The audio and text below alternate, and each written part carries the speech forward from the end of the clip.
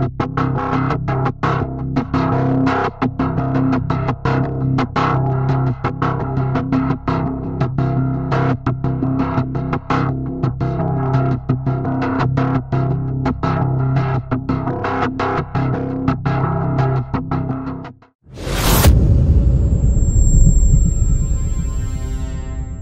lupa nih mungkin, karena saya belajar untuk merenung, belajar untuk melihat flashback kehidupan saya atau inner child saya nih, pengalaman dari saya masih kecil. Oh iya, ini dia. Oh ini dia masalahnya. Oh ini dia. Oh kenapa saya akhirnya makin narkoba? Oh saya dulu seorang broken home. Jadi saya punya kekecewaan dalam diri saya gitu, yang saya tuh nggak bisa ungkapkan ke orang tua, sehingga akhirnya saya pendem gitu kan. Selamat siang. Halo guys, seluruh masyarakat Indonesia. Pada kesempatan hari ini saya kedatangan tamu yang luar biasa, Saudara Sandi Tumiwa, yang bersangkutan pernah terlibat narkoba. Mari kita dengarkan kesaksian bagaimana yang bersangkutan bisa sembuh dari narkoba dan menjadi pribadi yang berbeda setelah sembuh.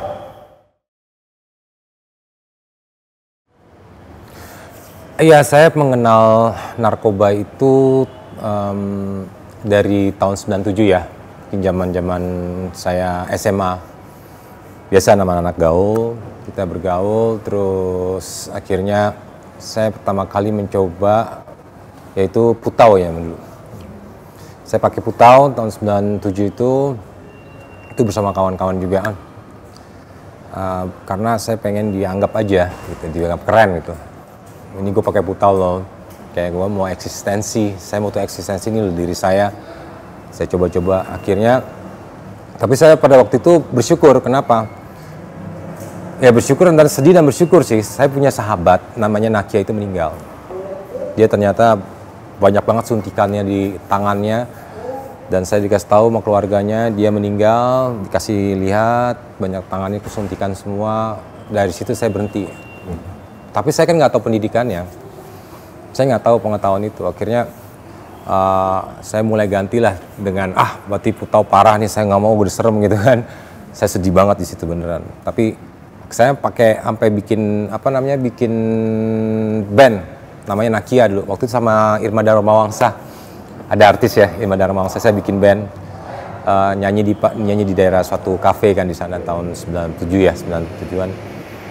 Udah, setelah itu saya mulai coba yang lain dengan coba yang namanya Inex, bergaul sama yang lainnya namanya dugem, tempat dugem.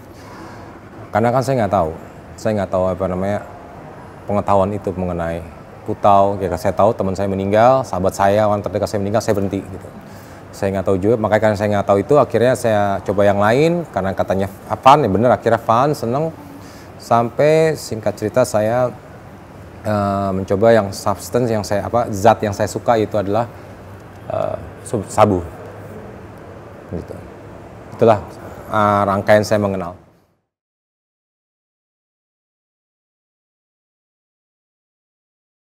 Awalnya nggak gampang, susah. Karena ya saya nggak tahu pertama kan, saya mau ngomong ke siapa. Saya mau polisi takut dulu. Apalagi sama BNN, saya takut dulu. Saya nggak ngerti soalnya. Saya kan yang ada saya itu kayak malah jadi menjauhkan diri dari semua gitu. Bahkan saya menutup diri dengan keluarga saya. Jadi saya nggak mengetahui diri saya itu seperti itu gitu. Bahkan saya akhirnya menyangkal diri saya seperti itu gitu. Enggak, gue baik-baik aja kok gitu. Gue baik-baik aja, gue masih bisa syuting, gue masih bisa kerja. Buktinya gue lihat dong kerjaan gue banyak ini. Tapi akhirnya ya udah, ya saya sih bersyukur ya dengan yang namanya hit the bottom.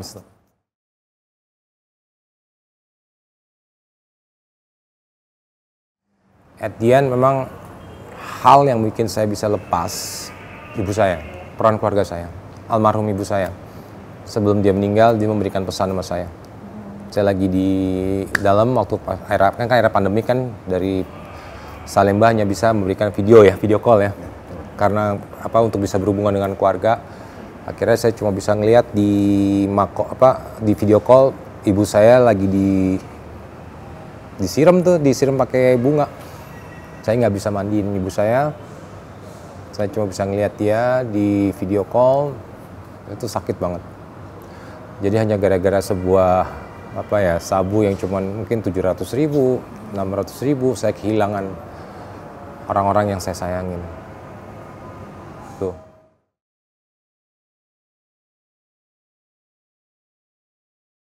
Ya, akhirnya waktu itu kan saya pas kan berkas saya waktu itu kan di Mahkamah Agung. Saya mendapatkan 127.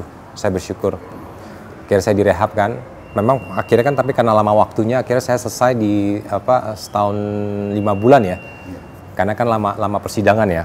Akhirnya waktunya nggak cukup, saya bebas murni ya. Sehingga akhirnya saya sendiri memilih. Karena waktu itu juga almarhum ibu saya waktu sempat kan pernah kunjung datang ke tempat saya ditahan dulu kan di Salma, bilang, "Kamu kapan sih direhab?" gitu. "Mama pengen kamu direhab loh, San," gitu. Nah, itu yang selalu terngiang-ngiang saya, amanah mama saya itu minta saya direhab. Terus akhirnya beliau mengamanahkan saya, "Mama tuh nggak pengen apa-apa sama kamu, San. Mama cuma pengen kamu tuh jadi anak yang baik."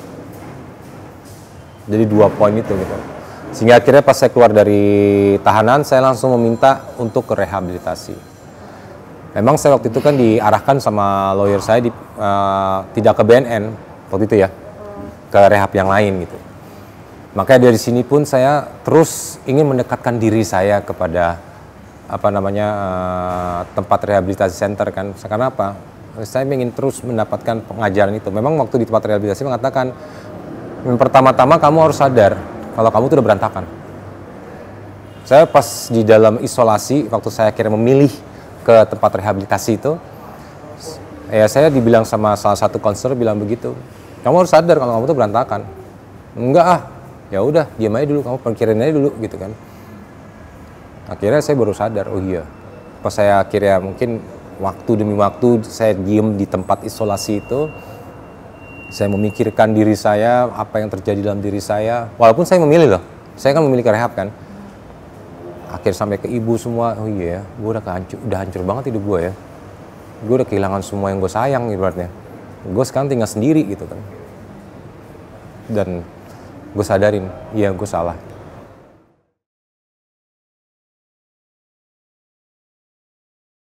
Ya intinya perbandingannya, ketika kamu make dan kamu nggak make, bagaimana? Karena kita kan denial, saya kan merasa denial, maksudnya nggak mungkin lah gue begini, enggak, gue masih bisa kerja, masih ini. Tapi kan secara langsung kalau kita ngeliat flashback belakang, apa yang kita dapat positifnya, apa yang kita dapat negatifnya kan. Ternyata yang saya sadarin dalam diri saya banyak banget negatifnya.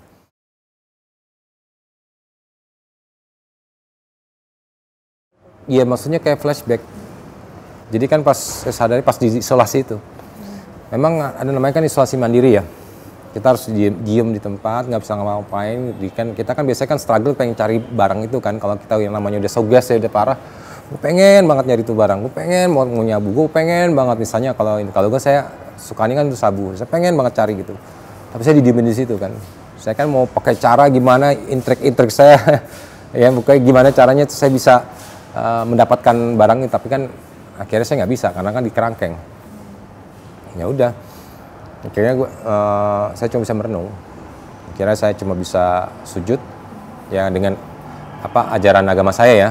Saya sujud doa. Akhirnya di situ saya merenung atau namanya tafakur, merenung. Akhirnya saya memikirkan, oh iya. Makanya saya bisa tahu. Dulu kan saya lupa nih mungkin, karena saya belajar untuk merenung, belajar untuk melihat flashback kehidupan saya atau inner child saya nih, pengalaman dari saya masih kecil. Oh iya ini dia. Oh ini dia masalahnya. Oh ini dia. Oh kenapa saya akhirnya makin narkoba? Oh saya dulu seorang broken home. Jadi saya punya kekecewaan dalam diri saya gitu, yang saya tuh nggak bisa ungkapkan ke orang tua sehingga akhirnya saya pendem gitu kan.